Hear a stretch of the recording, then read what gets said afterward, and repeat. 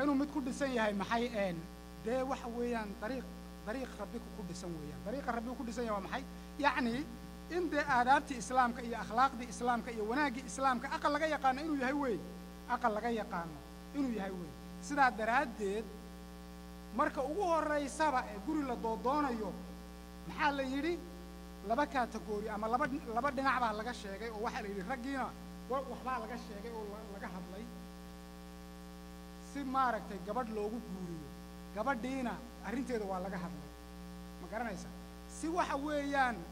guriga meesha ka dhismaya u ahaado guri fiican oo bulshadana hodhow wax tara isaguna guriga wanaagsan ee la tirsan karo ee lagu tiirsanaan karo sa u ahaado waxa la yiri markaas ragii baa la hadlay bal horta dad badan xagga dumarka uma la soo horeysay oo haday sidaaba lagu guursaa gabadha saaba lagu guursaa uma la yiraahdo horta xagga ragga iyaan maanta ku yaray waxa la yiri haduu inii yimaado man tardawna diinahu wa khuluquhu mid diintiisa iyo akhlaaqdiisa ad raali ka tiin haduu inii yimaado oo gabadh inii weydiisto u dhisabaalay haddaad u dhisi weydiina oo waxyaabo kala sheegtiin oo de waxyaabo badan oo de khuraafaad oo waxba ka jirin oo waxa weyn inuu dambi kaaga kordho uun mooyaane wax alla wax kale meel kale ku gaaraysa ayna jirin baa meelaha laga soo wada baxay jeebabka ma yaana ma maxay iyo mush aarif ee waxyaabaha qaar kood oo la qadariyaa way jiraan midalan dadkii midalan meel ka wala yimid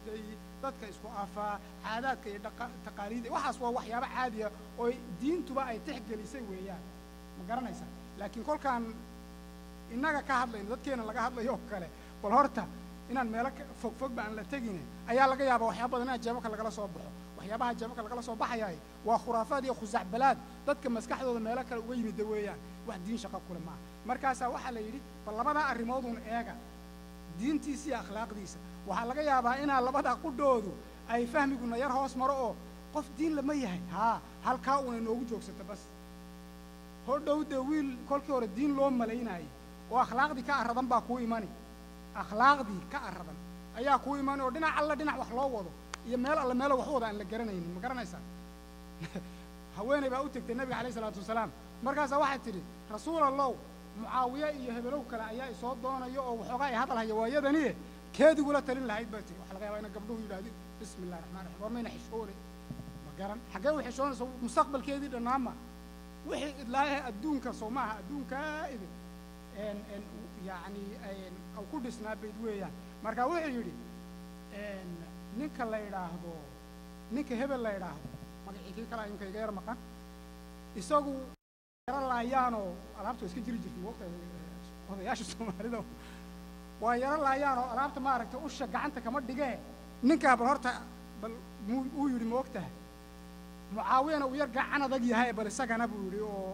garan xanna ma hadida waa rasuulka Ilaahay waxa sheegay moogtahay marka oo rasuulku ma oo tahay sheekhu ma ina xan noqonayn in laga sheego qofkii rasuulka Ilaahay baa sheegay adu hadal ka keenay bad ma hadal ba ku banaaday rasuulka Ilaahay baa saayay waay marka waxa ku soo haray waa ma wuxuu yiri laakiin waxa kugula talin lahaa saxaabiga Zayd la yiraahdo kugula talin lahaa waay deed kulli u malayn maayo haweenay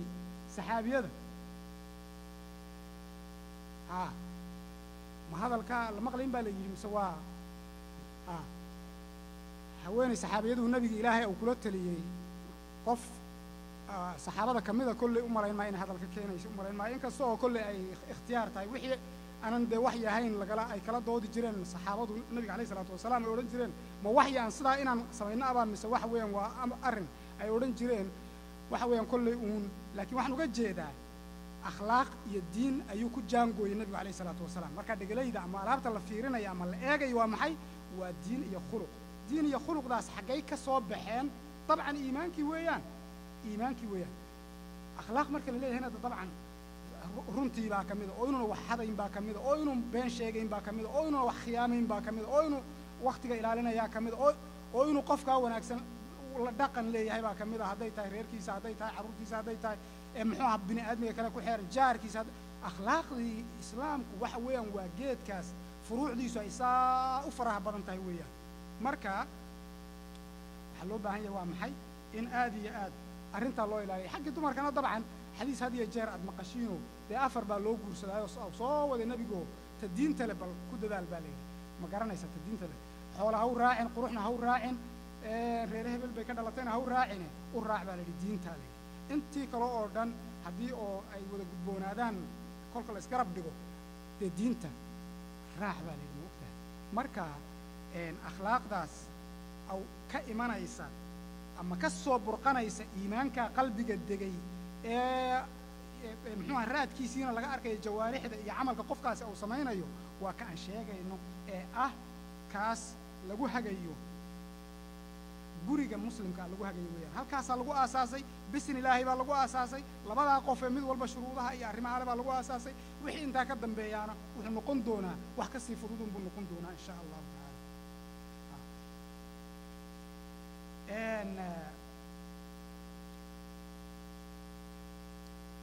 waxaan u malaynayaa haddii iimaanka iyo raadkiisa fardiga iyo guriga intuu ku leeyahay aan wax badan wax ka sii tiltilmaantiin idhaahna ama aan kusii soconno dee dabcan wakti badan bay iska qaadanaysaa laakiin bal waxaad u fiirsatiin ood ila eegtiin asxaabu fircawn ama saxaratu fircawn raggii fircoon au soo ururiyey ee aqoon-yahanka ahaa wakhtigaa la joogo waxay ugu khatarsanaa ee lagu tartami jiray waxay ahaayeen sixirka ayay ahaayeen sixirka markaasaa waddankii masar taayara taqaanin maahayn ilaa iyo suudaan iyo adduunkaa oo dhan baa dabada isku hayay oo waddan keliya wada ahaa moogtahay waxaasoo dhan baa laga soo ururiyey maxay raggii ugu yaqaanay sixirka ugu yaqaanay laga soo ururiyey si waxa weeye nebiyullaahi muuse uga xoog roonaadaan oo ay maaragtay ay uga badiyaan markii la isku yimiday ee saasoo kale loogu soo godeeyeyna maxaa dhacay wixii aad ogeydeen baa dhacay saxaratu fircoon oo daqiiqada ka hor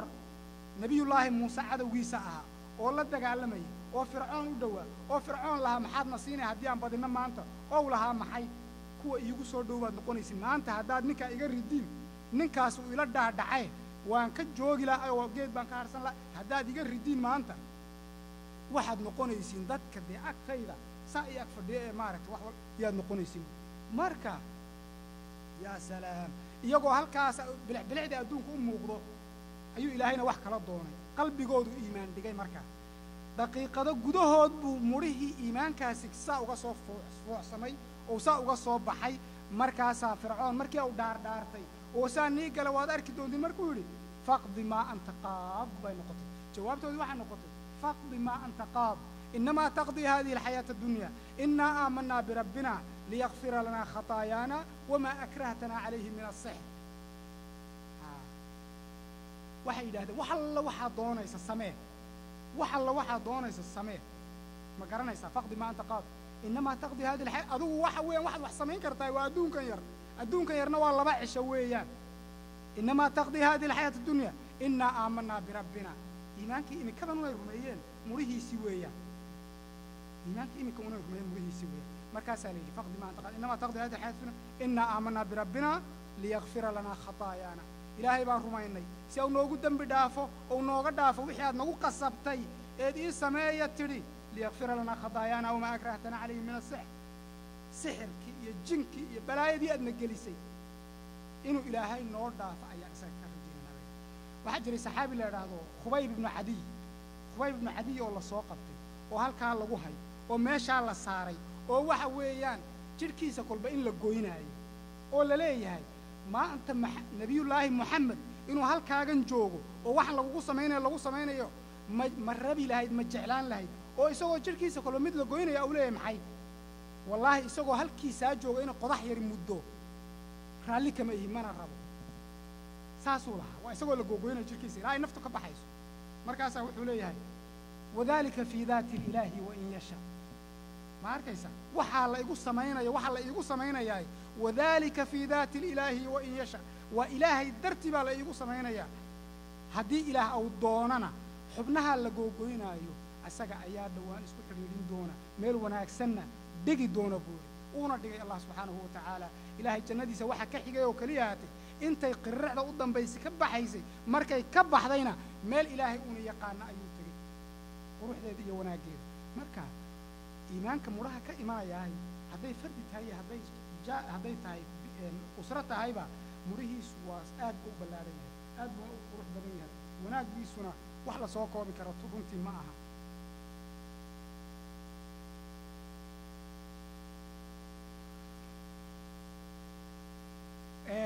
wax la soo koobi karo ma aha marka waxa looga baahan yahay dadka muslimiinta haddii ay qof tahay iyo hadday guryo tahayba in aad iyo aad loo ilaaliyo arrimahaas loo ilaaliyo in waxa weeyaan qof waliba uu isku arko inuu mas-uul ka yahay diintan islaamka gaar ahaan dhulkan lagaga badan yahay marka la joogo inuu yahay qof mas-uul ka ah diintan islaamka quruxdeeda iyo wanaaggeeda iyo sharafteeda iyo ilaalinteeda iyo nabadgelyadeeda iyo wanaagga ay leedahay inuu dadka tusiyo dhinac wanaaggeeda inuu tusiyo waa diin wanaag waa diin qurux badan waa diin macaan badan waa diin naxariis badan taasaa looga baahan yahay qofka muslimkii inuu aad iyo aad ugu baraarugsanaado ummaddana inuu taas u sheego haddii aan in yar xabaddaas ka idhaahdo xagga faamiga iyo guriga waxaa loo baahan yahay runtii in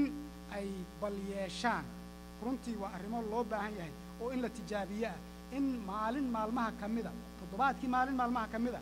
ay xaafaddu iska lahaato xalaqatul usra xalaqadii xaafadda kolba